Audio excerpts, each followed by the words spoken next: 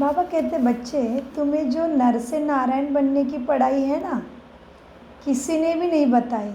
आधा कल्प से तुम भक्ति करते आए हो, सबको रिझाते आए हो, लेकिन किसी ने भी नहीं बताया कि हम ही साधारण मनुष्य श्रेष्ठ नर से नारायण देवी देवता बन सकते हैं। केवल परमपिता परमात्मा ही तुम्हें ये लक्ष्य देता भी है, शक्ति भी देता है और वो करता भी है। सो आज बहुत रोज की तरह से गुह्य ज्ञान महारत्न है।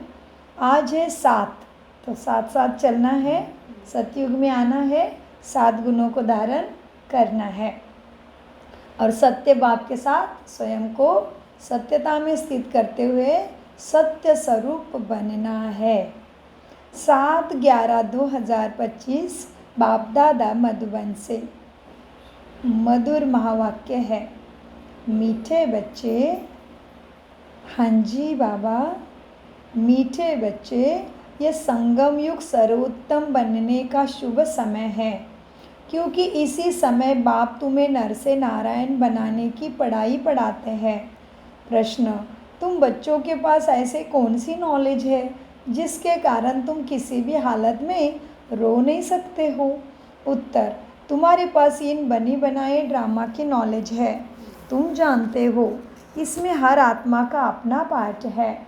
बाप हमें सुख का वर्षा दे रहे हैं, फिर हम रो कैसे सकते? परवाह थी पार ब्रह्म में रहने वाले की, वो मिल गया, बाकी क्या चाहिए? बख्तावर बच्चे कभी रोते नहीं। ओम शांति। रूहानी बाप बैठ बच्चों को एक बात समझाते हैं। चित्रों में भी ऐसे लिखना है कि त्रिमूर्ति शिव बाबा बच्चों प्रति समझाते हैं। तुम भी किसी को समझाते हो तो तुम आत्मा कहेंगे।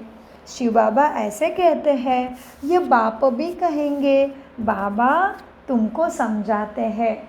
यह मनुष्यों को ही नहीं समझाते हैं, लेकिन परमात्मा आत्माओं को समझाते हैं, या आत्मा आत्मा को समझाती है। कैसा है ये जानों का सत्संग? कौन किसको समझाता है? और बाकी जगहों पे आत्मा ही आत्मा को समझा रही है। पद भले शरीर का कोई भी ऊंचा हो, है ना। तो यहाँ अनोखी और नई बात है, स्वयं परमात्मा आत्माओं को सद्गति के लिए समझाते हैं। ज्ञान का सागर एक ही शिव बाबा है, वह है रूहानी बाप। इस समय रूहानी बच्चों को रूहानी बाप से वर्षा मिलता है। जिस्मानी अहंकार यहाँ छोड़ना पड़ता है। अंडरलाइन, क्या छोड़ना है? जिस्मानी अहंकार यहाँ ही छोड़ना पड़ता है। इस समय तुमको देही अभिमानी बन बाप को याद करना है। ऐसे कोई सत्संग में सिखाते हैं क्या कि जिस्म का अहंकार छोड़ो? नहीं, तो तुम्हें ऐसे यहाँ बनना है। तुम जानते हो कौन आया है? मेरा बाबा आया है। तो जिस्मानी अहंकार यहाँ छोड़ना पड़ता है। इस समय तुमको देही अभिमानी बन बाप को याद करना है। कर्म भी भल करो, धंधा दौरी आदि भल चलाते रहो। बाकी जितना समय मिले अपने को आत्मा समझ बाप को याद करेंगे ना, तो क्या बेनिफिट होगा? पहले क्या होगा बताओ? हाँ, पाप कर्म नाश होंगे, तभी कनेक्शन लाइट का बहुत दिव्यता से बहुत मज़ा आएगा, बहुत मज़ा आएगा। बाबा को भूल ही नहीं सकेंगे। तो बाबा कहते हैं जितना समय मिले अपने को आत्मा समझ बाप को याद करेंगे तो विकर्म विनाश होंगे। तुम जानते हो शिव बाबा इसमें ब्रह्मा में आया हुआ है। वह सत्य है, चैतन्य है, सतचित्त आनंद स्वरूप कहते हैं ना उसको। कैसा है मेरा बाबा? सत्य भी चित्त में आनंद स्वरूप कहते हैं, और वो सबको भी आनंद कर देता है। सभी का चित्त ही आनंद स्वरूप बना देता है। तो चैतन्य है बाबा। परमात्मा कैसा है? चैतन्य है, सतचित्त आनंद स्वरूप कहते हैं। ब्रह्मा विष्णु शंकर आत्मा कोई भी मनुष्य मात्र की ये महिमा नहीं। ऊंचे ते ऊंचे भगवान एक ही है ना, वही है सुप्रीम सोल, माना ऑल माइटी अथॉरिटी, सबसे ऊंचा परम है वो। सुप्रीम सोल भी है, सुप्रीम फादर भी है। यह ज्ञान भी तुमको सिर्फ इसी समय है, फिर कभी मिलना नहीं है। हर 5000 वर्ष बाद बाप आते हैं। किस लिए? तुमको आत्माभिमानी बनाए, बाप को याद कराने, जिससे तुम सत्व प्रधान से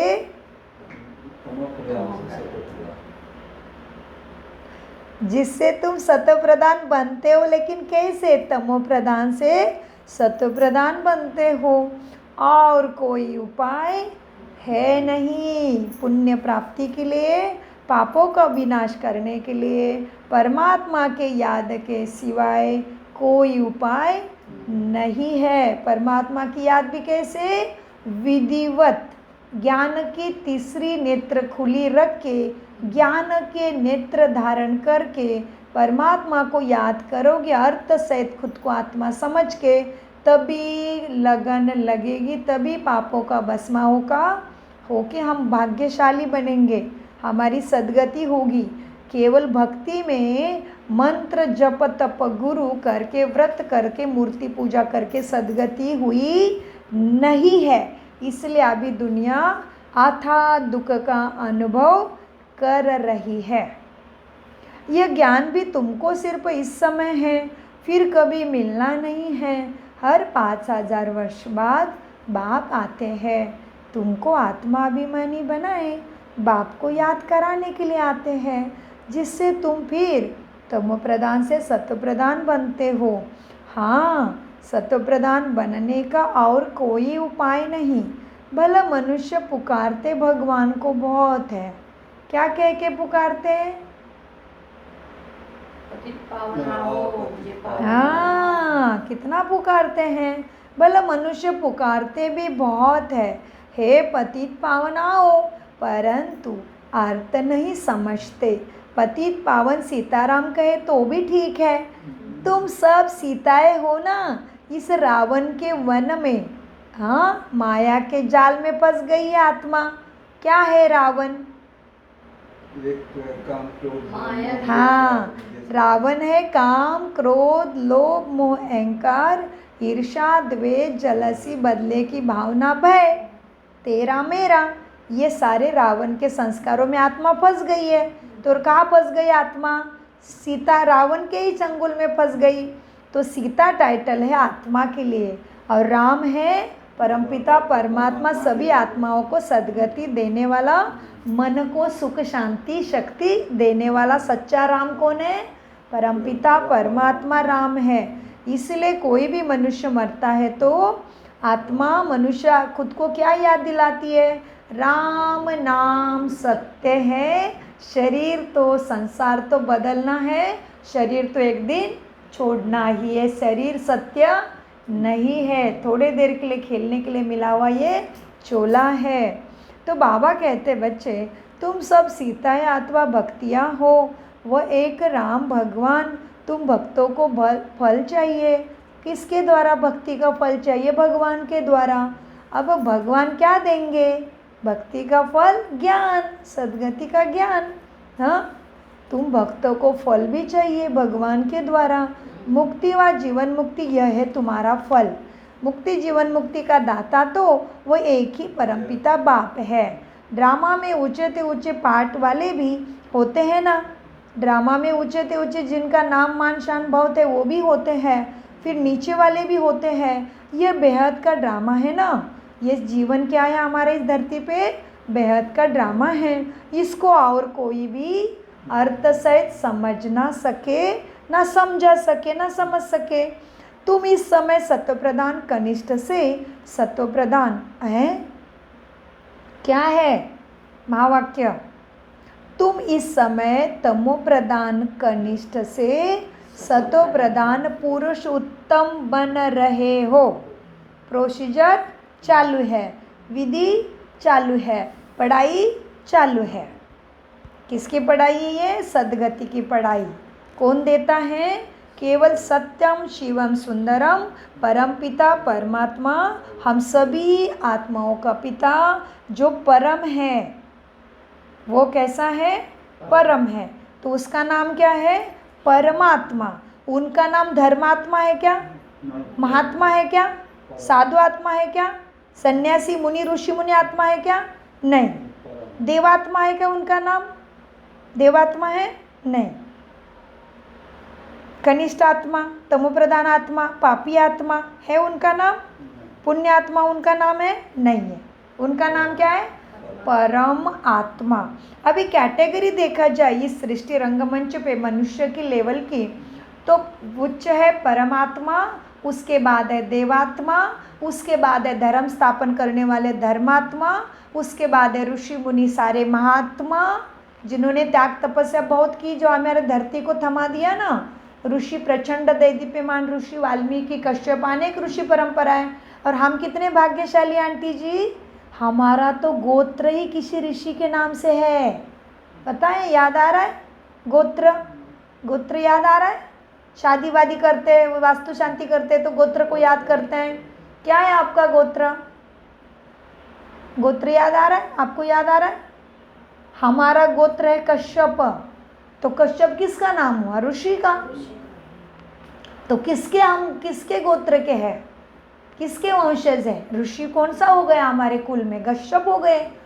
तो कश्यप तो ऋषि मुनि सन्यासी भी परमात्मा नहीं बन सकते, वो महात्मा ऋषि मुनि है। उसके नीचे क्या आ गए? हम आत्मा की कैटेगरी देख रहे थे ना, तो अभी हम आ गए थे ऋषि मुनि के पास।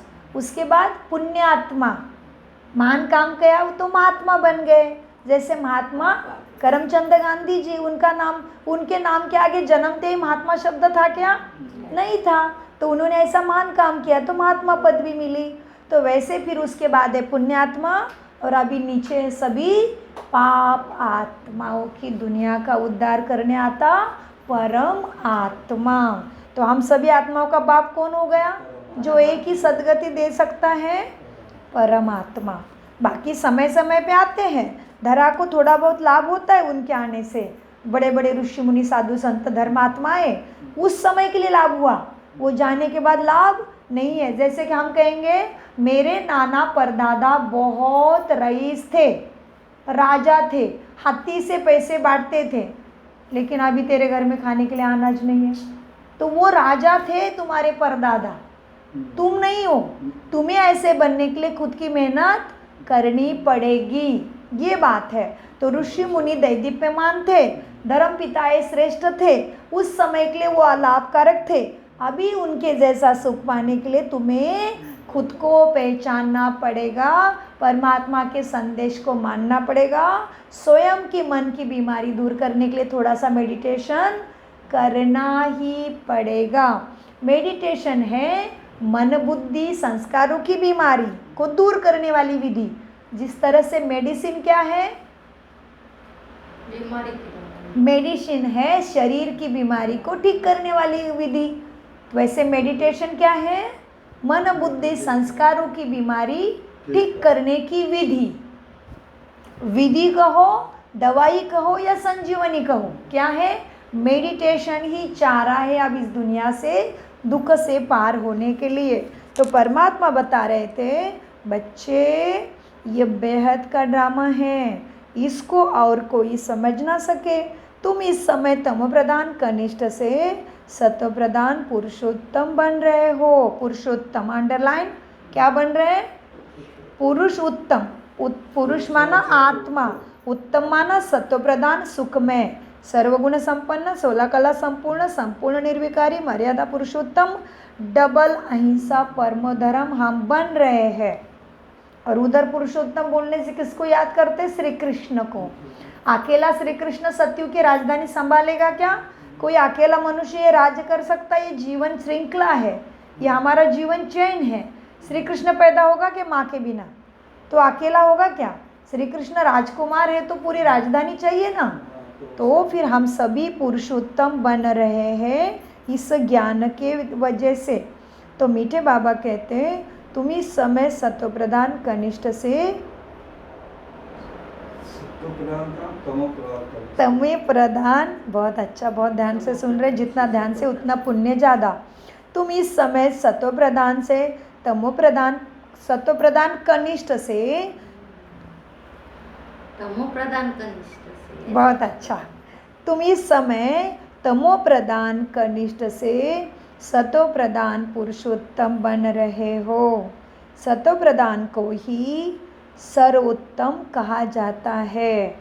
इस समय तुम सर्वोत्तम नहीं हो, पढ़ाई से बन रहे हो।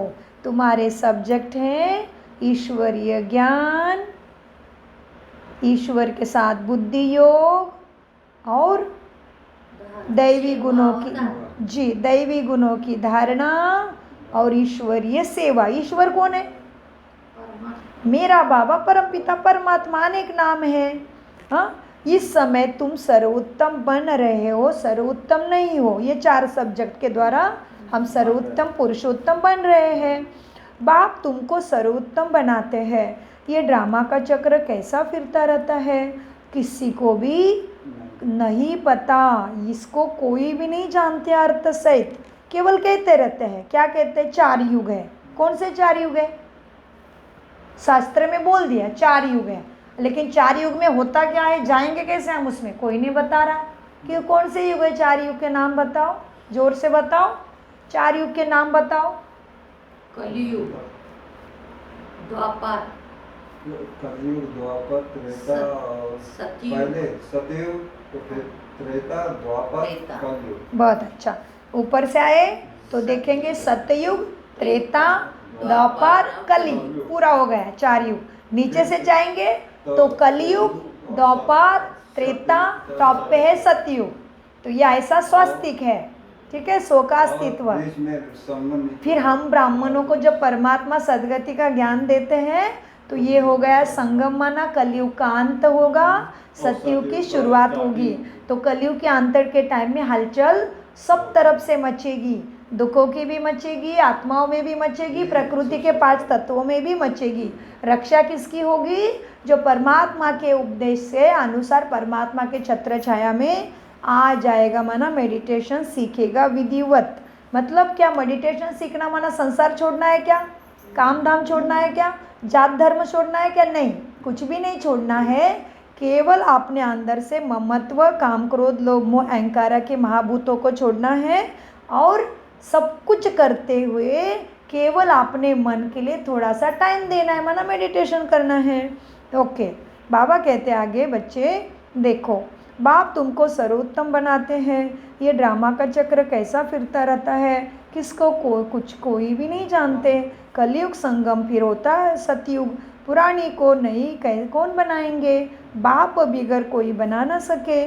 बाप ही संगम पर आकर पढ़ाते हैं।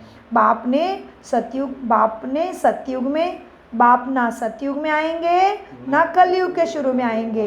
बाप कहते हैं मेरा पाठ ही संगम पर है, इसलिए संगम युग कल्याणकारी युग कहा जाता है। यह है स्पेसियस युग, मतलब बहुत ऊंचा युग। यह समय जो चल रहा है बहुत उच्च शुभ समय संगम युग चल रहा है सब, जबकि बाप आकर तुम बच्चों को नर से नारायण बनाते हैं। इसलिए कहावत क्या है? नर से नारायण के लिए कहावत क्या है? बाबा कहते बाप ही आकर तुम्हें नर से नारायण बनाते हैं। लेकिन नर से नारायण की कहावत क्या है भक्ति में? लोग बोलते तो है लेकिन अर्थ सहित विधि नहीं जानते। क्या है कहावत नर और नारायण के लिए? नारी करे तो लक्ष्मी बनी, नर करे। शास्त्रों में बताया, सभी बताते, क्या बताते?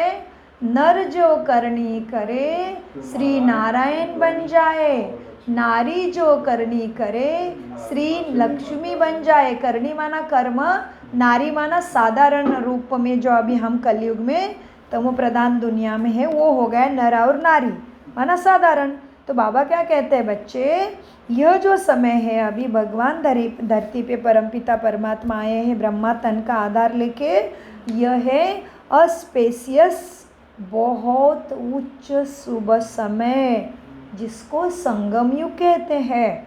तो कितने युग हो गए अभी? 5 युग। तो यह संगम युग का प्रतीक भक्ति में क्या मनाते हैं? अधिक मास मनाते हैं ना।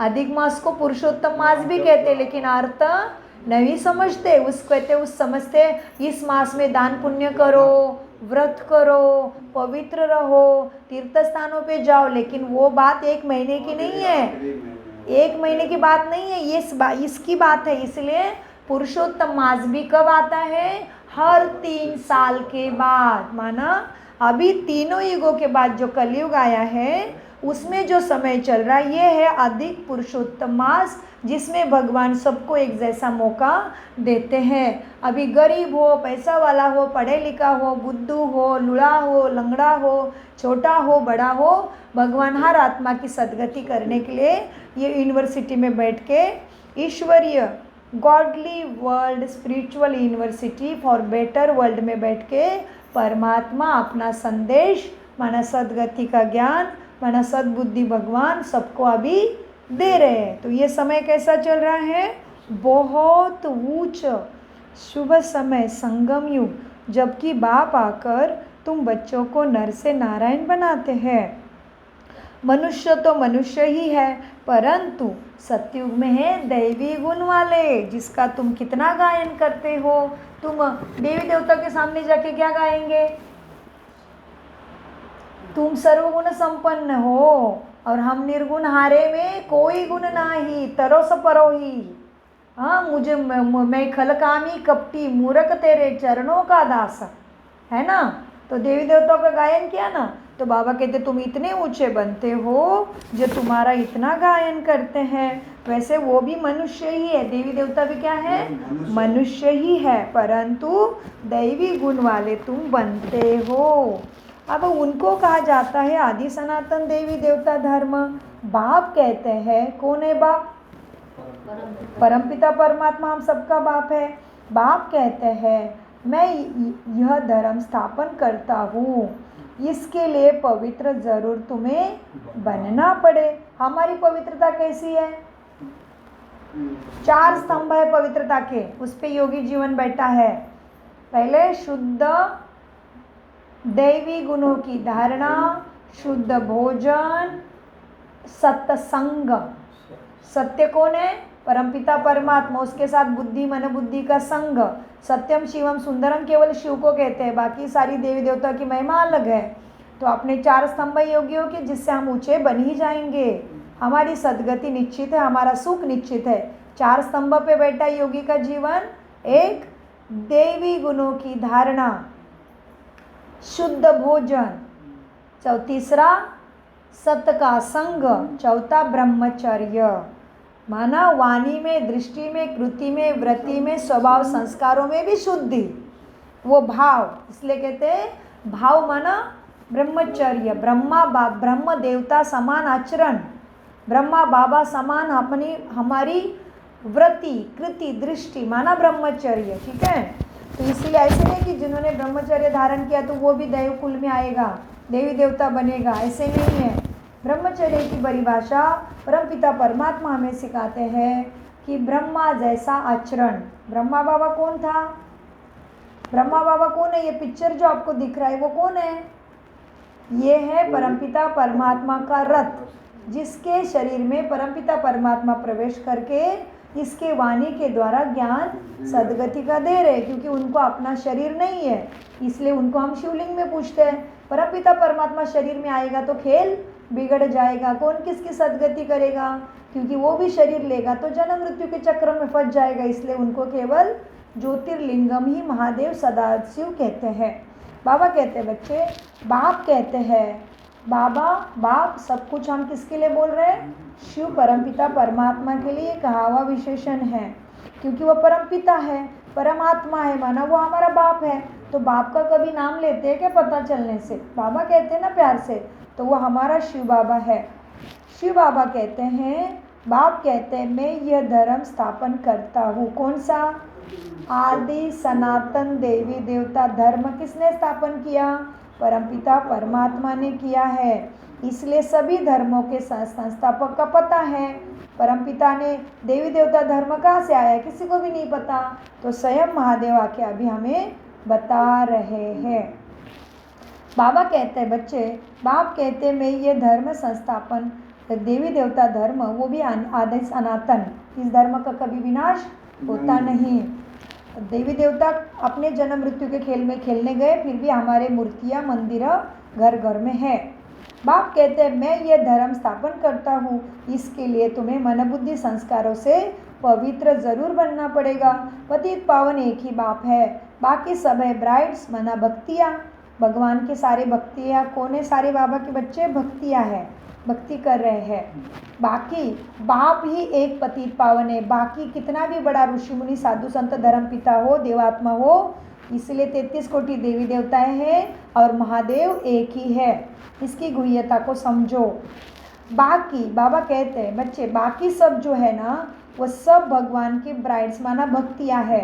पतित पावन सीताराम कहना भी ठीक है, क्योंकि तुम सीता आत्माएं अभी रावण के संस्कारों में फंस गई है। मैं राम तुम्हें छुड़ाने आया हूँ पिछाड़ी में। परंतु पिछाड़ी में जो फिर रघुपति राघव अक्षर कहाँ है, उसमें जो महात्मा गांधी जी ने ये लिख के रखा, जो हमें स्कूल में भी बुलाया जाता था रोज, तो कहते थे ना रघुपति राघव राजा राम ईश्वर अल्लाह तेरो नाम। तो ईश्वर अल्लाह किसका नाम हो गया? परमपिता परमात्मा का। तो बाबा कहते मुझे रघुपति राघव राजा राम कहना रॉन्ग है। मैं राज्य नहीं करता, मैं शरीर ही नहीं लेता, तो मैं रघुपति रघुकुल में राजा कैसे जाके बनूंगा? हाँ, तो मैं रघुपति राघव राजा राम नहीं हूँ। पतित पावन मेरे लिए बोला वो ठीक है, मैं पावन बनाता हूँ। मैं राम भी हूँ सीता का, माना राम नाम वाला सत्य वाला मैं ही राम हूँ, लेकिन मैं रघुपति राघव राजा राम नहीं हूँ। मैं राज्य नहीं लेता, मैं जन्म मृत्यु में नहीं आता, मैं सतयुग निर्मित करता हूँ, सुख की दुनिया स्वर्ग बनाता हूँ, और तुम बच्चों के हाथ में देखे मैं फिर अपने परम धाम ऊपर वाला मुझे कहते तो मैं ऊपर ब्रह्मलोक में निवास करता हूँ। केवल तुम सभी आती दुखी हो जाते हो, तभी मुझे तुम्हें सदगति का मार्ग दिखाने कलयुग के अंतम में संगम में मन पुरुषोत्तम युग में मैं आता हूँ। इसलिए ये 4 युग है, दुनिया को पता है 4 युग है ना, शास्त्रों में भी 4 युगों का वर्णन है। इसलिए सतयुग को कहते हैं गोल्डन एज, त्रेता को कहते हैं silver age, iron age copper age बोला है ना, बोला है। तो golden age, copper age, iron age माना द्वापर युग, और ये सॉरी मेरे से भी थोड़ा, golden age, silver age, copper age और ये आयरन एज। आयरन माना पूरा सड़के खत्म होने वाला लोहा। लोहा को क्या होता है? आयरन। आयरन लोहा जंग जाता है ना, और अभी उसके बाद ये युग आया है जो चल रहा है अभी, उस समय कौन सा है? Diamond age. अभी ये पुरुषोत्तम संगम युग, डायमंड माना परमपिता परमात्मा हीरा दिव्य ज्योति आ गई धरती पे। हमें भी दिव्य ज्योति बनाते, माना हमें कैसे बनाते बाबा? बाबा एक है, देवाधिदेव महादेव एक, और 33 कोटि देवी देवता वो बनाते आके, और हमारे फिर वाइब्रेशन से पूरा संसार ही तर जाता है, सुख में स्वर्ग इधर धरती पे बन जाता है। तो बाबा आज गहराई में लेके जा रहे हैं, क्योंकि ये मुरली सबके लिए लाभकारक होने वाली होगी। तो बाबा कहते हैं बच्चे पतित पावन एक ही बाप है, बाकी सब है ब्राइड्स माना सब भगवान की भक्तियाँ हैं। पतित पावन सीताराम कहना भी ठीक है, परंतु पिछाड़ी में जो भोर रघुपति राघव राजा राम कहा देते वो रॉन्ग है। हाँ, वो राजा जो राजा बनने वाला है, वो सीता का जो राम है ना, प्रभु रामचंद्र की जय कहते हैं ना, प्रभु रामचंद्र की जय, माना वो चंद्रवंशी घराने में आते हैं, त्रेता में आएंगे। उनका जो वो सीता का राम जो है, माना सीता मैया, माना जब महारानी वो त्रेता की महारानी बनती सीता मैया नाम भी है रानी का, जैसे लक्ष्मी नारायण बोलते हैं ना, वैसे सीताराम भी है। लेकिन कब के राजा महाराज है? वो त्रेता के राजा महाराज है। उनका भी उद्धार मैं ही करता हूँ, और उनके कुल को रघुवंशी कुल कहते हैं, लेकिन वैसे चंद्रवंशी कुल है वो, इसलिए चंद्र की कला ऊपर नीचे होती है। सूर्यवंशी कुल है सतयुग, इसलिए सूर्य को ग्रहण लगता है, कला ऊपर नीचे नहीं होती। तो बहुत गुह्यता से बाबा मुरली चला रहे हैं आज। तो बाबा कहते बाकी सब है मेरी भक्तियाँ माना ब्राइड्स। पतित पावन सीताराम मुझे कहते वो ठीक है, लेकिन मेरे लिए रघुपति राघव राजा राम कहना रॉन्ग है। मनुष्य बिगर अर्थ जो आता है उसको बोलते रहते हैं। कितनी धुनी लगाते रघुपति राघव राजा राम की, अर्थ तो कोई नहीं जानते। अर्थ नहीं जानोगे तो उसका यथार्थ तुम्हें प्राप्ति कैसी होगी? तुम जानते हो, क्या जानते हैं हम? चंद्रवंशी धर्म भी था, तुम जानते हो चंद्रवंशी धर्म भी अब स्थापन हो रहा है। क्या स्थापन हो रहा है? चंद्र चंद्रवंशी माना 33 कोटि देवी देवता है, माना सतयुग की देवी देवता की आत्माएं और त्रेता में भी, त्रेता युग के देवी देवता आत्माएं भी अभी परमात्मा से पढ़ रहे हैं। माना जो ये ज्ञान में चारों सब्जेक्ट में पास विथ ऑनर होंगे वो सूर्यवंशी में आएंगे, सतयुग में जन्म लेंगे। और जो ये पढ़ाई करते करते अपने अंदर दैवी गुणों की धारणा नहीं करेंगे वो कहाँ आएंगे? त्रेता में आएंगे, माना चंद्रवंशी बनेंगे। तो बाबा कहते हैं बच्चे तुम जानते हो चंद्रवंशी धर्म भी अब स्थापन हो रहा है। बाप आकर ब्राह्मण कुल स्थापन करते हैं, वो इनको डिनाइस्टी नहीं कहेंगे। अभी हमारी क्या है? डिनाइस्टी नहीं है, हमारा कुल है। ब्राह्मण कुल किसने स्थापन किया? भगवान ने। तो कितनी गहरी मुरली है, जो आपको रस आ रहा है, मतलब आप बहुत ऊंचे हो, समझ गए हो? जिसको रस आता है, मज़ा आता है, वो ऊंचा है। जिनको रस नहीं आ रहा है, इधर उधर जा रहा है मन, वो ऊंची आत्मा। अभी उनकी स्थिति ऐसे नहीं बनी है, आगे बनेगी, ऐसे हम शुभकामना करेंगे। तो जिसको बहुत रस आ रहा है, मज़ा आ रहा है, दुनिया याद नहीं आ रही, वो ऊंचा बच्चा है।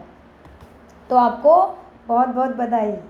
मीठे बच्चे तुम जानते हो चंद्रवंशी धर्म भी अभी स्थापन हो रहा है। बाप आकर ब्राह्मण कुल स्थापन करते हैं, इनको डिनाइस्टी नहीं कहेंगे। ये तुम्हारा परिवार है। तो हमारा ब्राह्मण परिवार, दैवी परिवार कितना बड़ा है? 140 देशों में कितने लाख हमारे सेंटर्स और पाठशालाएँ हैं। तो हमारा क्या है? ब्राह्मण कुल, ब्राह्मण परिवार। ब्राह्मण कुल ईश्वरीय परिवार है, दैवी संप्रदाय है। तो बाबा कहते यह परिवार है, यह न तुम पांडवों की न कौरवों की राजाई है, तुम ब्राह्मण कुलभूषण हो। गीता जिसने पढ़ी होगी, हाँ, उनको ये बातें जल्दी समझ में आएगी। बाबा कहते हैं गीता जिसने पढ़ी होगी उनको ये बातें जल्दी समझ में आएगी।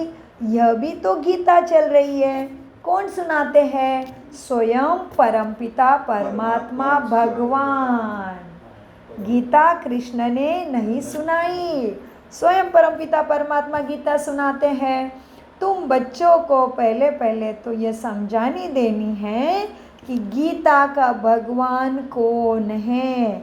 वह कहते हैं श्री कृष्ण भगवान वाच, लेकिन गीता का भगवान है स्वयं परमपिता परमात्मा, जो अभी सत्य गति कर रहे हैं। हमारी गीता का ज्ञान देके जो लाइव भगवत गीता चल रही है, माना अभी हम मनुष्य से देवता बन के पूरे कौरवों को, यादवों के ऊपर गुप्त में जीत पाते हैं। तो ये ज्ञान इस धरा पे केवल 5% मनुष्य उठाएंगे, तो वही हो गए 5 पांडव। मीठे बच्चे तुम बच्चों को पहले पहले तो ये समझानी देनी है कि गीता का भगवान कौन है। वह कहते हैं श्री कृष्ण भगवान वाच। अब श्री कृष्ण तो ऐसा, श्री कृष्ण तो होगा सतयुग का राजकुमार। उनको उनमें जो आत्मा है वह तो अविनाशी है ना। शरीर का ही नाम बदलता रहता है, आत्मा का कभी नाम नहीं बदलता। आत्मा आत्मा ही है, नाम बदलता रहता है शरीर के ऊपर। श्री कृष्ण अगर सतयुग का महाराजा, सतयुग का राजकुमार है, तो वहाँ पे कोई दुख की दरकार नहीं। सतयुग है अमरपुरी, तो वहाँ पे तो मृत्यु भी नहीं, तो बाकी दुश्मन कहाँ से आएंगे। श्री कृष्ण तो होगा सतयुग में, उनमें जो आत्मा है ना श्री कृष्ण के, उनको नाम मिला श्री कृष्ण सतयुग में। अभी उनका नाम क्या है कलयुग के अंत में? श्री कृष्ण की आत्मा को अभी क्या नाम मिला संगम पे? श्री कृष्ण की आत्मा को अभी संगम पे क्या नाम मिला?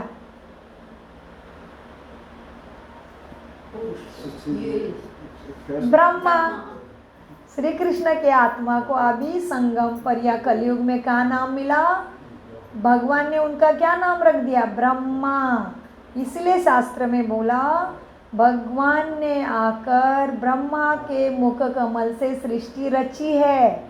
सृष्टि रची माना कलयुगी पुरानी दुखी दुनिया से नई दुनिया, स्वर्ग, इस धरा को, दुनिया को बना दिया स्वयं भगवान ने आके।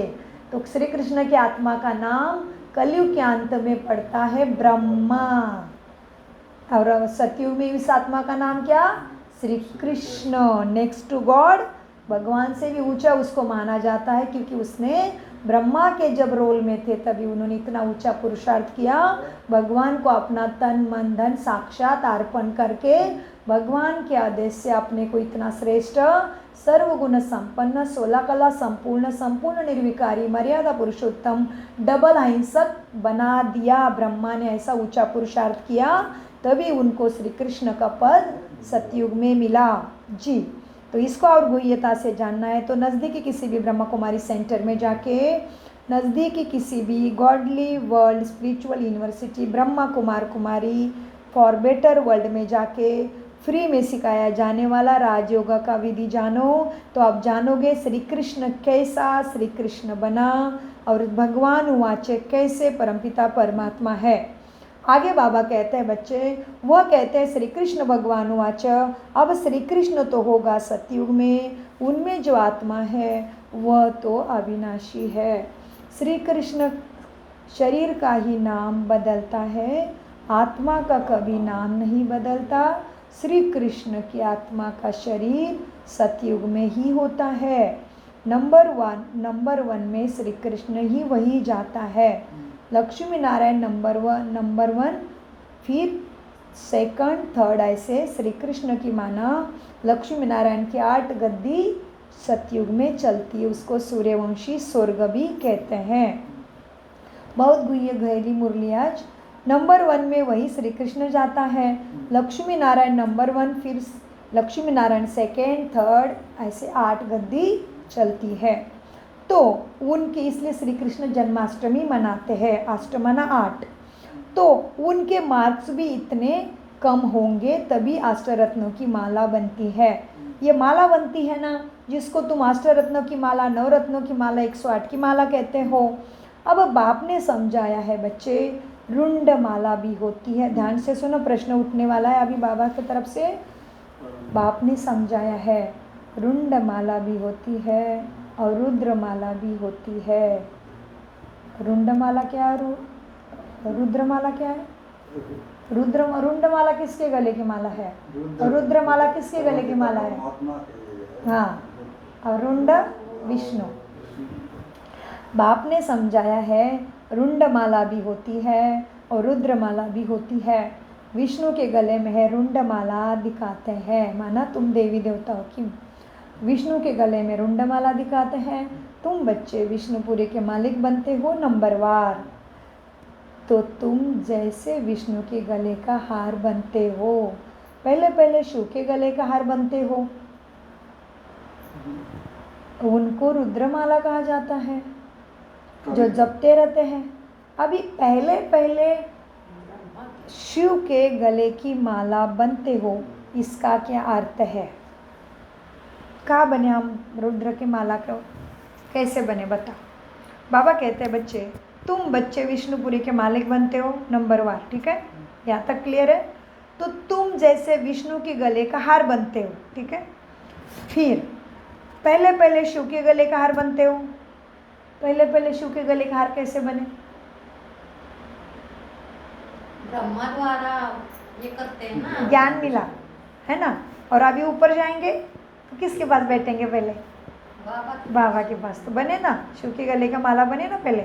अभी तो शरीर छोड़ के जाना, इस शरीर को तो देवी देवता कोई नहीं कहेगा, इस शरीर को तो देवी देवता सुख मिलना नहीं है ना। आत्मा नया शरीर लेगी सतयुग में, सत्व प्रधान प्रकृति, सत्व प्रधान आत्मा है, सब सुख शांति होगी उधर। तो बाबा कहते हैं बच्चे क्या है, समझा है ना बाबा ने। बाबा क्या कहते हैं, बाप ने समझाया है, तो मुझे गुह्यता से समझना मेरा फर्ज है, तभी मैं उस माला की लगन में मगन होके बाप के आदेश पे चलूँगा, बाप की याद में रहूँगा। बाप ने समझाया है रुंड माला भी होती है और रुद्र माला भी होती है। विष्णु के गले में रुंड माला दिखाते हैं, तुम बच्चे विष्णुपुरी के मालिक बनते हो, वो भी नंबरवार। तो तुम जैसे विष्णु के गले का हार बनते हो, तो खुद को देखना है कि मैं विष्णु के गले का हार बन रहा हूँ क्या। तो तुम बच्चे विष्णु के गले का हार बनते हो, पहले शिव के गले का हार बनते हो। पहले फिर विष्णु मिलेंगे, पहले पहले शिव। तो पहले पहले आएंगे संगम में, पुरुषोत्तम बनेंगे, फिर विष्णु के गले का माना स्वर्गपद पाएंगे। तो पहले पहले शिव के गले का हार बनते हो, उनको रुद्रमाला कहा जाता है, जो जपते हैं। माला पूजी नहीं जाती है, माला सिमरी जाती है, जपी जाती है। आपने जपी माला? माला वैसे किसने किसने माला जपी 108 की? जपी जाती है माला। आपने जपी माला? नहीं जपी। आपने जपी माला भक्ति में? माला जपी नहीं, लेकिन देखी है। देखी है, अच्छा। तो माला जो होती है ना 108 की, वैसे यूं जब- उसको पूजी नहीं जाती, जपी जाती, माना ज़्यादा प्यार हो गए, है ना। हाँ, अपने हाथ में लेके उसको जपते हैं, जतन करते हैं, जपन करते हैं, जतन करते हैं, प्यार करते हैं। तो बाबा आज और भी गहराई से समझाते भक्ति के रीति रिवाज को। बाबा कहते बच्चे अब देखो, तुम जैसे विष्णु के गले का हार बनते हो, पहले पहले शिव के गले का हार बनते हो, उनको रुद्रमाला कहा जाता है, जो जपते हैं। माला पूजी नहीं जाती, सिमरी जाती है। माला का दाना वही बनते हैं जो विष्णुपुरी के राजधानी में नंबरवार आते हैं। देखा, अंडरलाइन। माला का दाना कौन बनेगा?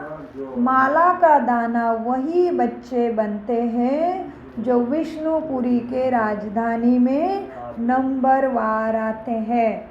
माला में सबसे पहले होता है फूल, फिर होता है युगल दाना, माना सबसे पहला फूल है शिव बाबा, उसके बाद माला के एक साइड का एक दाना, दूसरे साइड का एक दाना, दोनों मुख्य, माना ब्रह्मा और मम्मा। सो माला में सबसे पहले होता है फूल, धागे का फूल होता है ना, वो माथे पे लगाते हैं ना। तो माला में सबसे पहले होता है फूल, फिर होता है युगल दाना, युगल माना दोनों। प्रवृत्ति मार्ग है ना, प्रवृत्ति माना घर गृहस्थी में रहते हुए, दूसरे के साथ रहते हुए। प्रवृत्ति मार्ग है ना, प्रवृत्ति मार्ग शुरू होता है ब्रह्मा सरस्वती और तुम बच्चों से, यही फिर देवता बनते हैं। लक्ष्मी नारायण है फर्स्ट अधिपति स्वर्ग का, ऊपर में है फूल शिव बाबा, माला फेर फेर कर फिर पिछाड़ी में माला के फूल को माथा टेकते हैं ना।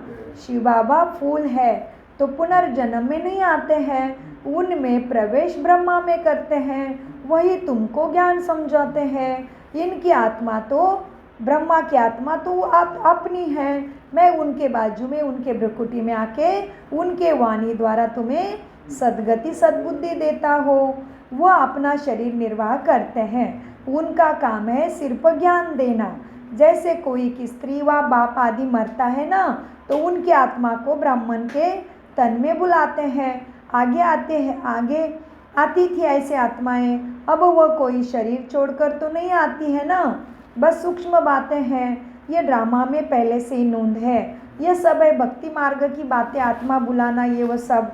वह आत्मा तो गई ना, अगर आत्मा शरीर छोड़ गया तो दूसरा शरीर ले लेती है।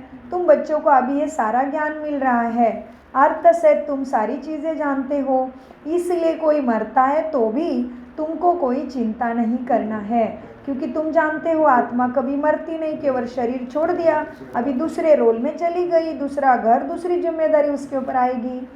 तो बाबा ने शांता बहन का मिसाल दिया है। जो शांता बहन ऐसे थे कि जिनकी माता ने शरीर छोड़ा था, माता मर गई थी, तो सभी ने रो रो के हैरान हो गए थे। शांता बहन बाबा के ज्ञान में थे, वो घर में चले गए और सबको बता दिया कि मेरी माँ की आत्मा मरी नहीं है, उसने शरीर छोड़ा है, दूसरे घर में, दूसरे काम के लिए, दूसरे रोल में, दूसरे संबंधों में संवारने गई है। तो बाबा ने कहा शांता बहन मिसल, बच्ची ने जाकर उन्हों को सबको समझाया कि तुम रोते क्यों हो, उसने तो जाकर दूसरा शरीर ले लिया, रोने से थोड़ी लौट आएंगे, बख्तावर थोड़ी रोते ही, थोड़े बख्तावर थोड़ी ही रोते हैं। तो वह सबका रोना बंद कराए, समझाने लगी। तो शांता बहन जो है उन्होंने क्या किया, सबको ज्ञान समझा के उनके घर का माहौल ऐसे शांत कर दिया, क्योंकि उनकी माता एक्सपायर हो गई थी, तो उन्होंने समझाया, माता ने जाके दूसरा, आत्मा ने जाके दूसरा शरीर ले लिया, तुम क्यों रोते हो। तो ऐसे बहुत बच्चियाँ जाकर जहाँ पे कोई शरीर छोड़ता है वो समझाती है, अभी रोना बंद करो, झूठे ब्राह्मण भी नहीं खिलाओ, हम सच्चे ब्राह्मणों को ले आते हैं, फिर ज्ञान सुनाने लग जाते हैं। तुम सच्चे ब्राह्मण हो, झूठे ब्राह्मणों को विधि कराते, कितना खाना खिलाते हैं, लेकिन थोड़ी ना जो गई उस आत्मा को मिलेगा, नहीं। हम हैं अभी सच्चे ब्राह्मण जो तुम्हें परमात्मा का ज्ञान समझा के तुम्हारी बुद्धि को भी सद्गति सद्बुद्धि के मार्ग के तरफ, माना स्वर्ग के तरफ बुद्धि घुमाते हैं, समझते हैं। हाँ, ये ब्रह्मा कुमार कुमारी माना ब्राह्मणों की बात तो ठीक है, तुम हो सच्चे ब्राह्मण। ब्रह्मा कुमार कुमारी माना ब्राह्मण, जो ब्रह्मा के ही जैसे परमपिता से ज्ञान बुद्धि और मन को जोड़ के खुद को ही नर से नारायण बना रहे, वो सारी आत्माएं सच्चे ब्राह्मण माना ब्रह्मा कुमार कुमारियाँ है। बाबा समझाते, बच्चे समझते भी है सभी। हाँ, ये ब्रह्मा कुमार ठीक बतलाते हैं। ज्ञान सुनाते सुनाते सुनते सुनते सब शांत हो जाते हैं। 7 दिन के लिए कोई भागवत आदि रखते हैं तो भी मनुष्य के दुख दूर नहीं होते। शास्त्र पढ़ने से दुख दूर हुए ही नहीं तो सारी दुनिया सुखी दिखनी चाहिए।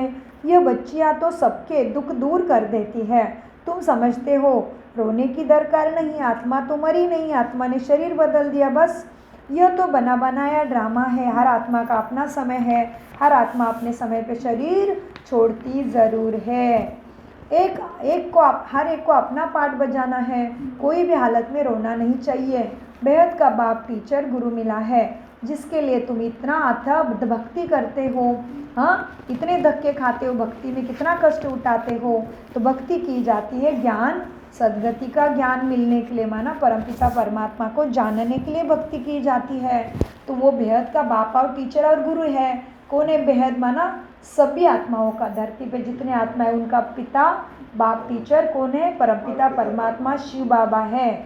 तो बेहद का बाप टीचर गुरु मिला है।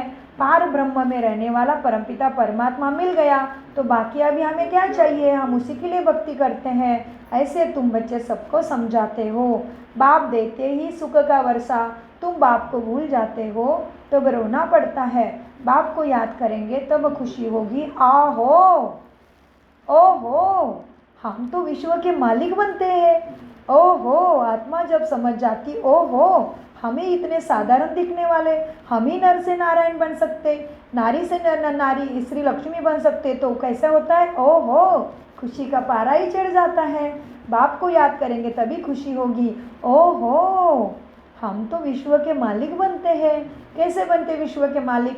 क्योंकि देवी देवता जब राज्य करने धरती पे आते हैं तभी सारी आत्माएं ऊपर रहती है, दूसरा कोई खंड ही नहीं है। ना अमेरिका है, ना जापान है, ना सिंगापुर है, ना लंदन है, कोई नहीं है, केवल भारत भूमि है। तो बाबा कहते हैं बाकी पीछे से बाद में आती है सारा खेल। मालूम पड़ना है तो आ जाओ, राजयोग का कोर्स करो, आपको सृष्टि का सारे चक्र कैसा फिरता है, अमेरिका लंदन जापान कैसे धरती पे आया, सब पता चल जाएगा। तो भारत भूमि कभी जलमय होती नहीं है। भारत में देवी देवता राज्य करते, इसलिए भारत के घरों में देवी देवताओं के घर घर में मंदिर है।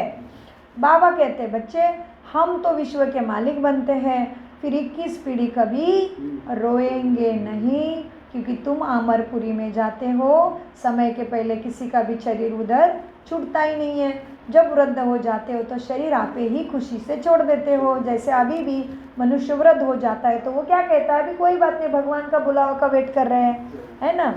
तो इसीलिए बाबा कहते हैं उधर भी 21 पीढ़ी कभी रोएंगे नहीं।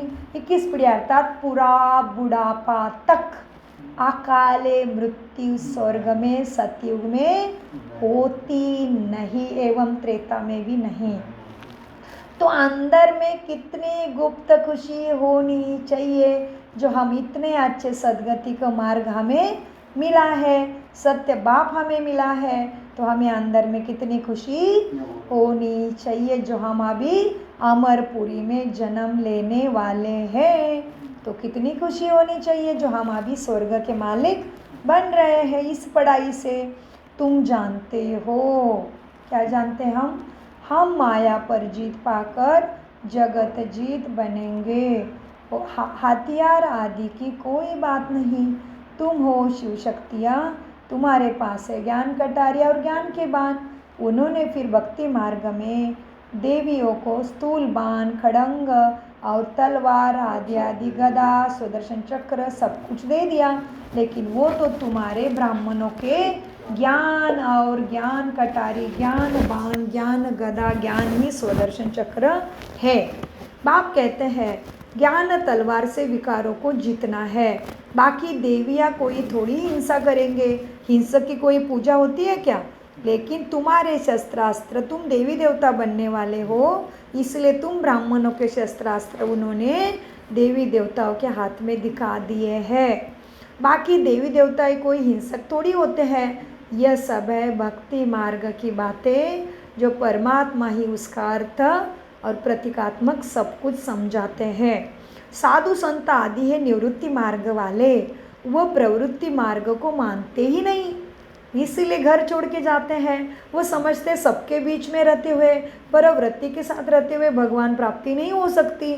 लेकिन नहीं, तुम्हारा संन्यास मार्ग नहीं है। तुम्हारा संन्यास है अंदर की बुराई के साथ, काम क्रोध लोभ मोह अहंकार के साथ और देहाभिमान के साथ, रावण के संस्कारों के साथ है तुम्हारा संन्यास।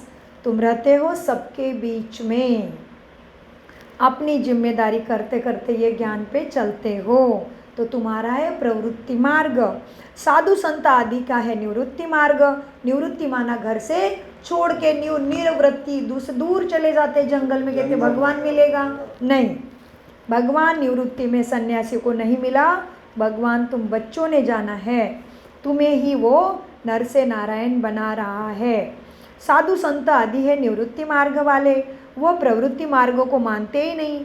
तुम तो सन्यास करते हो पुराने संस्कारों का, पुराने वृत्तियों का और पुराने दुनिया का और शरीर का। अब बाप को याद करेंगे तो ही तुम्हारी आत्मा सतो प्रधान माना, सद्गुणों से भरपूर माना पवित्र बन जाएगी। ज्ञान के संस्कार तुम ले जाएंगे, उस अनुसार नई दुनिया में तुम जन्म लेंगे।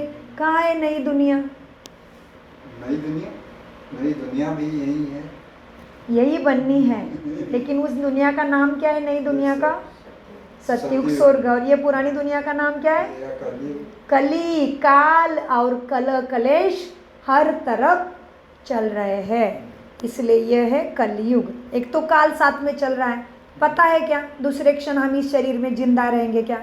नहीं ना। तो काल साथ में चल रहा है और कलेश भी चल रहा है, दुख बहुत है। तो ये कलयुग है, इसलिए कहते काल राक्षस ने मनुष्य को गटक लिया था, जब मनुष्य आती पापी हो गया था तभी। तो बाबा कहते बच्चे देखो, कहाँ थे अभी हम?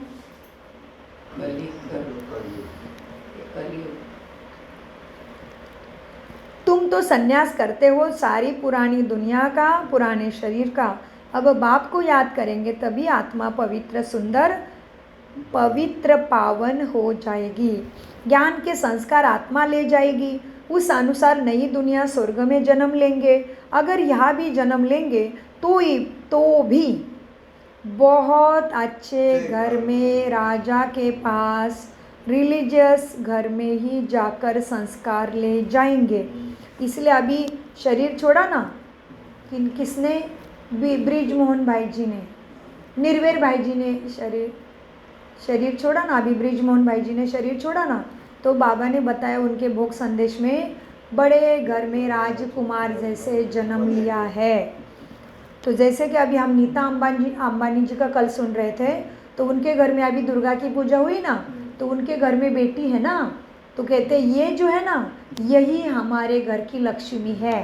बेटी को बता के बोल रहे सबके सामने, दुर्गा पूजा में गए हैं, अपने घर में दुर्गा बिठाया है नीता अंबानी जी, वो रिचेस्ट इन द इंडिया और वर्ल्ड में भी समझो। तो उन्होंने क्या बोला, तो बाबा ने क्या बोला, अभी तुम ब्राह्मण जन्म में होके भी शरीर छोड़ते हो तो भी ऐसे ऊंचे ऊंचे घर में जन्म लेंगे जो रिलीजियस है, माना देवी देवताओं को बहुत मानते हैं, और फिर राजा के पास भी जन्म लेंगे। तो ये देश में भी तो राजा है ना, ऐसे ऐसे जगह पे जन्म लेंगे। अभी जैसे हमारी इंदिरा बहन ने शरीर छोड़ा ब्राह्मण बन के, हीना बहन ने शरीर छोड़ा ब्राह्मण बन के, तो वो साधारण घर में नहीं गए हैं। तो बाबा क्या कहते हैं, बच्चे तुम अभी भी शरीर छोड़ते हो, अगर यहाँ भी जन्म लेंगे तो भी अच्छे घर में जाके राजा के पास या बहुत धर्म को मानने वाले, पूजा पाठ करने वाले वाला रिलीजियस घर में जाके वह संस्कार ले जाएंगे। सबको वह बहुत प्यारे लगेंगे, कहेंगे ये तो देवी है। श्री कृष्ण की कितनी महिमा गाते हैं, छोटेपन में दिखाते हैं, माखन चुराया, मटकी फोड़ी, यह किया, कितने कलंक लगाए श्री कृष्ण के ऊपर। अच्छा, फिर श्री कृष्ण को सावरा क्यों बनाया है? वहाँ तो श्री कृष्ण गोरा होगा ना सतयुग में, फिर शरीर बदलता रहता है, नाम भी बदलता रहता है। अगर श्री कृष्ण तुम्हारा सबसे ऊंचा है तो क्या उसको चोरी करने की दरकार है क्या? उसको मटकी फोड़ने की दरकार है क्या? सोचने वाली बात है ना। श्री कृष्ण को एक तरफ सबसे ऊंचा समझते हो, फिर वो माखन फोड़ता है, चोरी करता है, ये शोभा नहीं दे रहा है। ये कुछ गड़बड़ हो गई ना उनका कीर्तन करने में। तो ये सारी गड़बड़ बाबा आके समझाते कैसे आपने देवी देवता के ऊपर भी और परमपिता के ऊपर भी कलंक लगा के अपने ही पाप बढ़ा दिए हैं। बाबा कहते बच्चे श्री कृष्ण की इतनी महिमा गाते हैं, फिर छोटेपन में दिखाते, माखन चुराए, मटकी फोड़ी, ये किया, कितने कलंक लगा दिए श्री कृष्ण के ऊपर भी। अच्छा, फिर श्री कृष्ण को सावरा क्यों बनाया है? वह तो श्री कृष्ण गोरा होता है ना, फिर शरीर बदलता रहता है, नाम भी उनका बदलता रहता है, क्योंकि आत्मा शरीर बदलती रहेगी, आत्मा मरती नहीं, शरीर बदलना पड़ता है। श्री कृष्ण तो सतयुग का पहला प्रिंस था। अंडरलाइन करो इस महावाक्य को दिल में। श्री कृष्ण जी कौन है? स्वर्ग के पहले दैदीप्यमान राजकुमार, माना नेक्स्ट टू गॉड, इसलिए गॉड है, गॉड इज वन, और श्री कृष्ण है नेक्स्ट टू गॉड, माना लॉर्ड कृष्णा। उनको क्या कहते हैं? श्री कृष्ण को लॉर्ड कृष्णा। तो श्री कृष्ण तो सतयुग का पहला प्रिंस था, उनको क्यों सावरा बनाया? को कभी कोई बता नहीं सकेगा कि सावरा क्यों हो गया। वहाँ सांप आदि सतयुग में होते ही नहीं जो उनको ढस जाए। कहते काली नाग ने उनको ढसा। इतने ऊंचे देवी देवताओं को कभी सांप, कोई जानवर धोखा दे सकता है क्या? नहीं। वहाँ सांप आदि स्वर्ग में होते ही नहीं जो काला बना दे। ये सारी समझने की बातें हैं। यहाँ जहर चढ़ जाता है तो कहते उसको काला बना देते हैं। वहाँ सांप आदि सतयुग में होते ही नहीं जो काला बना दे। यहाँ जहर चढ़ जाता है तो काला हो जाता है। क्या क्या कलंक लगा दी कृष्ण के ऊपर। वहाँ तो ऐसे सतयुग में स्वर्ग में बातें ही नहीं हो सके। वहाँ तो जानवर भी सुखकारक होते हैं। इतने ऊंचे श्री कृष्ण को काल सांप कैसे डसेगा? नहीं डस सकता। क्यों बताएं? क्योंकि साधु संत ऋषि मुनि के लिए भी बताया है। जहाँ पे वो साधना में बैठते, तपस्या में, सारे जानवर, बिच्छू, शेर भी चुप हो जाते। बुद्ध के लिए भी बताते हैं। और मेरा भी एग्जाम्पल बताती हूँ अंकल जी। जहाँ पे नीचे शिवरात्रि कर रहे थे आंटी जी, टेबल के नीचे, आपको कहीं जाना होगा तो आप जा सकते हैं, टेबल के नीचे सांप था। रात को वो शिवरात्रि नीचे सेलिब्रेट करने रखे थे हमने, और रात को सारी तैयारी की थी, और सुबह सब आ गए थे तो हमें टोली देनी थी। तो रात को ही प्रिपरेशन में एक टेबल के नीचे हमने टोली का बॉक्स रख दिया, और नदी के पास से कब सांप आके बैठा था हमें पता नहीं, और हमें नहीं दिख रहा है, टेबल के ऊपर कपड़ा है ना, तो मैं टेबल के नीचे से वो टोली का बॉक्स लेने गई तो मेरे हाथ से सांप चला गया। मैं बोल रही हूँ अरे टेबल के मेरे हाथ से गया, उसका ऐसा ठंडा है, सर से करते गया तो पता चलता है ना सांप है, इतना समझने में आसान है। तो मैंने बोला हाँ यह टेबल के नीचे तो सांप है। तो सभी आए थे सुकुम्बित परिवार से, कैलाश भाई जी सब आए थे, बाबा का परिवार, दौलत भाई भी जी थे। तो मैंने बोला यहाँ तो सांप जैसे लग रहा है। तो मुझे सबने बोला है 2 दिन से तो सोई नहीं है सेवा के कारण, तो उधर के वायर होगा, वो तुझे सांप लग रहा है, कोई सांप भी नहीं है। तो प्रोग्राम सारा पूरा हो गया, और मुझे सुबह 10 बजे लगा था सांप है। सब आए गए, सब कार्यक्रम हुआ, और रात को 10 बजे जब हम सामान समेटने लगे, वो सांप हमारे मेडिटेशन के वाइब्रेशन के कारण वो दिन भर चुप बैठा। सारे लोग कुर्सी में बैठे थे, किसी को डिस्टर्ब नहीं किया, भागा दौड़ी। अगर वो निकलता तो सारा खेल बिगड़ जाता, सारा डेकोरेशन हमें उल्टा पुल्टा करना पड़ता। लेकिन वो सांप भी, वो जानवर भी मदद कर रहा हमारी भावना को देख के। वो कुछ भी नहीं किया उसने, मेरे हाथ से गया, दिन भर उधर ही बैठा, लेकिन उसने दर्शन भी आखिर में दिया। जब प्रोग्राम खत्म हुआ तो सारा सामान समेट रहे थे, उनके लोग आ गए थे दूसरे दिन, उधर कुछ हॉल में प्रोग्राम था, तो उन्होंने सारा सामान हिला दिया। तभी वो सर के बाहर आया, हरा लंबा सांप, और फिर नदी में चला गया। पता है दिनेश भाई जी थे इसी एसएलसिटी बिल्डिंग से, दिनेश भाई जी साक्षी है उसके लिए, उन्होंने भी देखा। तो इस तरह से अब उधर तो इतना ऊंचा श्री कृष्ण, हम योगियों के पास भी जानवर धोखा नहीं देते, तो श्री कृष्ण को कैसे सांप डसेगा? सोचो कितनी सोचने वाली बात है। तो बाबा कहते बच्चे श्री कृष्ण को कलंक लगा दिए है, कहते वो काला हो गया, उसको सांप ने ढस दिया। अभी वो तो सत्युग का प्रिंस है, वह सांप आदि होते नहीं जो काला बना दे। ये जहर चढ़ जाता है तो काला हो जाता है, ये सब उनके लिए बोलना गलत है। श्री कृष्ण के लिए ऐसे बोलना गलत है, उनको सांप कभी ढसता नहीं है। वहाँ तो सतयुग में ऐसे बातें ना हो सके, वो श्री कृष्ण तो सतयुग का प्रिंस है। तुम अभी दैवी संप्रदाय बनने वाले हो, अभी तुम ईश्वरीय कुल के हो, अभी तुम इस पुरुषार्थ से पढ़ाई से तुम अब दैवी संप्रदाय बनने वाले हो। इस ब्राह्मण संप्रदाय का किसी को भी पता नहीं, तुम कितने गुप्त हो। पहले बाप ब्रह्मा द्वारा ब्राह्मणों को ही एडॉप्ट करते हैं। हमें बाबा ने किसने स्वीकार किया? हमें पहले बाप ब्रह्मा द्वारा तुम ब्राह्मण बच्चों को एडॉप्ट करते हैं। प्रजापिता है तो उनकी प्रजा भी तो ढेर की ढेर है ना। ब्रह्मा की बेटी सरस्वती कहते हैं, स्त्री तो है नहीं ब्रह्मा को, बेटी है सरस्वती, ये मम्मा। यह भी गुप्त बातें किसी को भी पता नहीं। प्रजापिता ब्रह्मा के तो है ही मुख वंशावली, तुम ब्राह्मण ब्राह्मणिया, तुम ब्रह्मा कुमार कौन हो? प्रजापिता ब्रह्मा के मुख वंशावली है, उनके मुख से ज्ञान सुना, तुम्हारी ज्ञान की ज्योति जग गई तो तुम बन गए ब्रह्मा कुमार कुमारी। दुनिया वाले ब्राह्मण है कुक वंशावली, पेट से जन्म लिया, ब्राह्मण धर्म में जन्म लिया ना उन्होंने, तो वो ब्राह्मण कैसे है? कुक वंशावली, कोक से जन्म लिया। और हम कैसे है? मुख वंशावली। प्रजापिता ब्रह्मा के तो है ही मुख वंशावली, स्त्री की बात ही नहीं।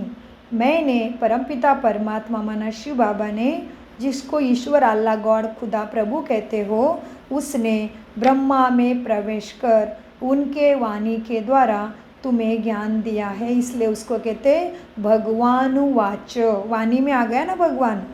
इसमें ब्रह्मा में प्रवेश कर कहते हैं तुम हमारे बच्चे हो, मैंने इनका नाम ब्रह्मा रखा है। जो भी बच्चे बने सबके नाम बदली किए थे, पहले दादियों के नाम ऊपर से आते थे, जो भी बच्चे बने सबके नाम बदली किए हैं। तुम बच्चे अभी माया पर जीत, तुम बच्चे क्या करते हो? अभी तुम माया पर जीत पाते हो। इसको कहा ही जाता है हार और जीत का खेल। तुम विकारों पर जीत पाते हो, तुम जगत जीत बनते हो। तुम बच्चे अभी माया पर जीत पाते हो, इसको ही कहा जाता है हार जीत का खेल। ये जीवन ही सृष्टि रंगमंच पे आत्माओं का खेल चल रहा है। बाप कितना सस्ता सौदा कराते हैं, तुम्हें कोई तकलीफ नहीं देते।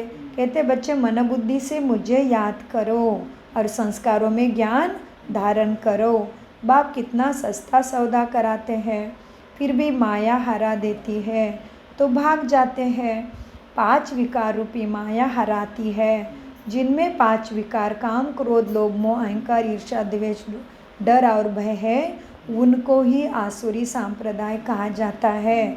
मंदिर में देवियों के आगे भी जाकर महिमा गाते हैं। आप सर्वगुण संपन्न, बाप तुम बच्चों को समझाते हैं, बच्चे तुम ही पूज्य देवता थे, फिर 84 जन्म लेके तुम खुद की ही पूजा करने लगे तो पुजारी बने हो, अब फिर पूज्य बनते हो। ये खेल है। कैसा खेल है? पतित से पावन का, पावन से फिर पतित का, माना तमो प्रधानता से सत्व प्रधानता का खेल है। चढ़ती कला फिर उतरती कला, इसलिए चढ़ती कला में जब कृष्ण होते तभी उनको सुंदर कहते हैं, और वही आत्मा जन्म मृत्यु का खेल खेलते खेलते फिर से उतरती कला में माना तमो प्रधान बनती है, तभी उनको शाम कहते हैं। यह किसी को भी पता नहीं। तुम ही पूज्य देवता थे, फिर 84 जन्म पुजारी, 84 जन्म में फिर 63 जन्म द्वापर त्रेता में लिए विकारी बने तो तुम पुजारी बने, अब फिर पूज्य बनते हो। बाप पूज्य बनाते हैं, रावण तुम्हें पुजारी बनाते हैं। यह बातें कोई भी शास्त्रों में नहीं है जो तुम समझ ही नहीं सकते। बाप ही बताते हैं, क्योंकि बाप ही सत्यम शिवम सुंदरम होने के कारण सृष्टि के आदि मध्य अंत को एक्यूरेट जानता है। यह बातें कोई शास्त्र में नहीं, बाप कोई शास्त्र थोड़ी पढ़ा हुआ है, वह तो है ही ज्ञान का सागर, वर्ल्ड ऑलमाइटी अथॉरिटी, परमपिता परमात्मा ही है। परमपिता कैसा है? वर्ल्ड ऑलमाइटी अथॉरिटी है। ऑलमाइटी यानी सर्वशक्तिमान। बाप कहते हैं सभी वेदों शास्त्रों आदि को मैं जानता हूँ, यह सब है भक्ति मार्ग की सामग्री और साधन, मैं इन सब बातों को जानता हूँ। द्वापर से ही तुम सभी पुजारी बनते हो। त्रेता सतयुग में तो पूजा नहीं होती, तुम संपूर्ण सुख में रहते हो, वह है ही पूज्य घराना। फिर होता है पुजारी घराना।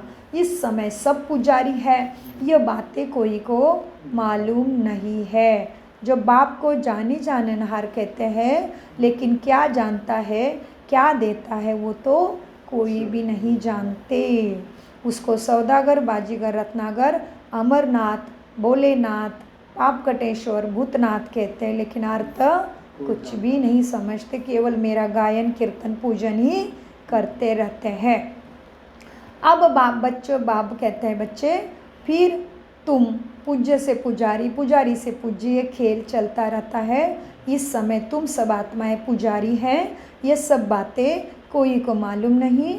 बाप ही आकर तुम देवी देवताओं के 84 जन्मों की कहानी बताते हैं, इसलिए सत्यनारायण की कहानी करते हैं, लेकिन अर्थ नहीं जानते। पूज्य पुजारी, यह तुम्हारे ऊपर ही सारा खेल रहता है। हिंदू धर्म कह देते खुद को, क्योंकि उनको मालूम ही नहीं देवी देवता धर्म किसने स्थापन किया, और सभी धर्म के धर्म संस्थापक के नाम है। हिंदुओं का धर्म संस्थापक कौन है, किसी को भी नहीं पता। ये देवी देवता, आदि सनातन देवी देवता धर्म वाले ही अपने देवी देवता धर्म को भूल जाने के कारण, पतित बनने के कारण खुद को हिंदू कह देते हैं। वास्तव में तो भारत में आदि सनातन देवी देवता धर्म था, ना कि हिंदू। कितनी बातें हैं समझाने की, इसलिए बाप बैठ के कितनी बातें समझाते हैं, कितनी बातें समझानी पड़ती है। जी बाबा, ये पढ़ाई है भी सेकंड की, खुद को आत्मा समझना है बस, ये पढ़ाई भी सेकंड की है, फिर भी कितना समय लग जाता है तुम्हें फिर से सत्व प्रधान माना पावन बनने के लिए।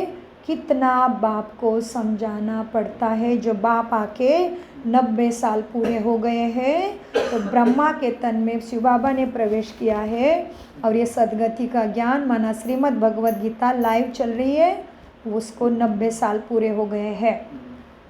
तो तुम्हें पावन बनने में कितना समय लगता है, कितनी बातें समझानी पड़ती है। यह है सदगति की पढ़ाई, इसलिए यह कोई सत्संग नहीं है, यह है ईश्वरीय विश्वविद्यालय सदगति के लिए, बेटर वर्ल्ड के लिए। इसलिए नाम कितना सुंदर है हमारे संस्था का, क्या नाम है? ब्रह्मा कुमार कुमारी ईश्वरीय विश्वविद्यालय, जो ईश्वर के द्वारा चलाया जा रहा है, पढ़ाया जा रहा है। यह पढ़ाई भी है सेकंड की, फिर भी कितना समय लग जाता है। कहते हैं सागर को शाही बनाओ, सारा जंगल कलम बनाओ, तो भी पूरा ना हो सके, अंत तक तुमको ज्ञान सुनाता रहूँगा। तुम इनका हिसाब कितना बनाएंगे। शुरू में भी बाबा सवेरे सवेरे उठकर बाबा शिव बाबा जो देता था शिक्षा टचिंग, वो ब्रह्मा बाबा लिखते थे। शिव बाबा शुरू से अमृत वेले से उसको देना शुरू करते थे ज्ञान। तो शुरू में भी ब्रह्मा बाबा सवेरे सवेरे उठकर लिखते थे, फिर वो पेपर मम्मा को दिया जाता था, फिर मम्मा क्लास में मुरली सुनाती थी। तब से लेकर छपता ही आता है। कितने कागज खलास हुए गए। बाबा तो सागर है, गीता तो एक ही इतनी छोटी गल बनाते हैं, तो थोड़ी ना वो गीता पढ़ने से सदगति होगी, नहीं। वो गीता पढ़ने से दुनिया स्वर्ग बननी होती तो अभी तक तो कितना सुख मिलना चाहिए था। गीता तो द्वापारिक से पढ़ते आए हो, किसी को भी सुख अभी तक अनुभव नहीं हो रहा है। गीता तो एक ही इतनी छोटी है, गीता का लॉकेट भी बनाते हैं। गीता का भी बहुत प्रभाव है क्योंकि उसमें भगवान के थोड़े थोड़े शब्द, भगवान उवाच मामेकम मध्याजी भव, सब कुछ अर्पण कर दो, ऐसे ऐसे शब्द गीता में आए हैं, इसलिए भगवत गीता का भी बहुत प्रभाव है। परंतु गीता ज्ञानदाता को ही भूल जाने से किसी की भी सदगति नहीं हुई। कौन है गीता ज्ञानदाता? परमपिता परमात्मा। हाँ, शिव बाबा है। गीता ज्ञानदाता है परमपिता परमात्मा, और गीता स्वयं सुनता है। श्री कृष्ण भी स्वयं, अर्जुन भी, श्री कृष्ण भी स्वयं ही गीता सुन के ऐसे पदधारी बने हैं। इसलिए कृष्ण लॉर्ड कृष्णा कहते हैं, और गॉड इज गॉड है, GOD, जनरेटर ऑपरेटर, और दुखों को डिस्ट्रॉय करने वाला गॉड माना, इसलिए कहते हैं God is one, God is truth, God is light. So Shri Krishna है लॉर्ड श्री कृष्णा, सतयुग का पहला प्रथम दैदीप्यमान, भगवान के बाद उनका ही नंबर है, वाति श्रेष्ठ है। लेकिन भगवान परमपिता परमात्मा हम सभी आत्माओं के पिता है, और Shri Krishna next to God है। परंतु गीता ज्ञानदाता को भूल गए, इसलिए गीता पढ़ने से भी कुछ भी मिला नहीं। अच्छा, मीठे मीठे सिखिल दे बच्चों प्रति माता पिता बाप दादा का याद प्यारा और गुड मॉर्निंग। रूहानी बाप की, रूहानी बच्चों को नमस्ते। हम रूहानी बच्चों की, रूहानी बाप दादा को याद प्यार गुड मॉर्निंग, नमस्ते प्यारे बाबा, नमस्ते। हम हैं सत्य आत्मिक स्थिति से सत्य ज्ञान को समझते, धारण करते और कराते।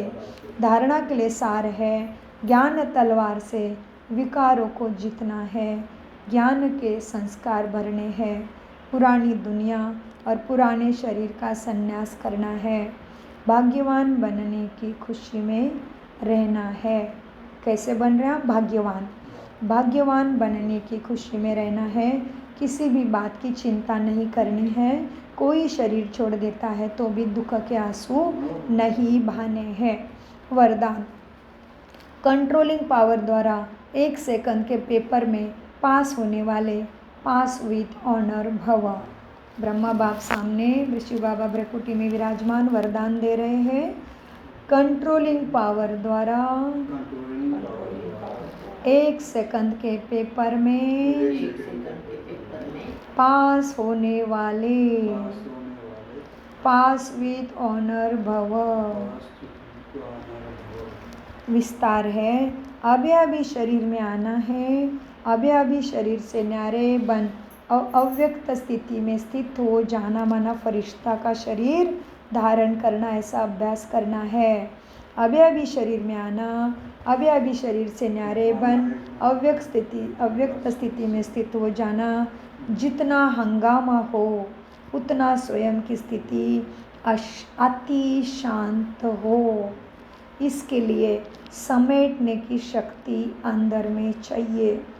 1 सेकंड में विस्तार से सार में चले जाए, और 1 सेकंड में सार से फिर विस्तार में आ जाए।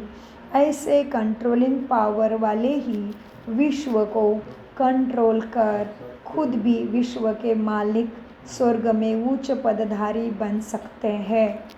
और यही अभ्यास अंतिम 1 सेकंड के पेपर में तुम्हें पास विथ ऑनर बना देगा। स्लोगन, वानप्रस्थ स्थिति का अनुभव करो और कराओ तो बचपन के खेल, नाज नखरे, मन का दौड़ना भागना, चंचलता समाप्त हो जाएगी। अव्यक्त इशारे, अशरीरी और विधेय स्थिति का अभ्यास बढ़ाओ। विधेयी बनने में हे अर्जुन बनो। मुझे करना है पहले। विधेयी बनने में हे अर्जुन बनो। अर्जुन की विशेषता सदा बिंदी में। अर्जुन की विशेषता सुनो, हम हर एक बाबा का बच्चा बाबा के लिए अर्जुन है। विधेयी बनने में हे अर्जुन बनो। अर्जुन की विशेषता सदा बिंदी में स्मृति स्वरूप बन। विजयी बना। उसका लक्ष्य अर्जुन का केवल बिंदी, बाकी कुछ उसको दिखाई नहीं दे रहा था। तो हमारा भी लक्ष्य बिंदी परमात्मा के तरफ और स्वयं में हो। बाबा कह रहे थे अव्यक्त इशारों में, विदेही बनने में हे अर्जुन बनो। अर्जुन की विशेषता सदा बिंदी में स्मृति स्वरूप बन विजयी बना। ऐसे नष्टो मोहा स्मृति स्वरूप बनने वाले अर्जुन सदा गीता ज्ञान सुनने और औरों को सुनाने वाले और मनन कराने वाले ही बच्चे अर्जुन है। ऐसे विदेही जीते जी सब मरे पड़े हैं। जो आत्माभिमानी नहीं है वो कैसे हैं? मरे पड़े हैं। जीते जी सब मरे पड़े हैं। ऐसे बेहद के वैराग्य वृत्ति वाले बच्चे ही अर्जुन हैं। तो तुम भी ऐसे अर्जुन बनो। ओम शांति, ओम शांति, ओम शांति। मीठे प्यारे बाप दादा का अनगिनत पदम गुना शुक्रिया शुक्रिया शुक्रिया। कम बोलो, मीठा बोलो, धीरे बोलो, सोच समझ कर बोलो। मेरा तो एक बाबा, दूसरा ना कोई, शिव बाबा सदा याद है।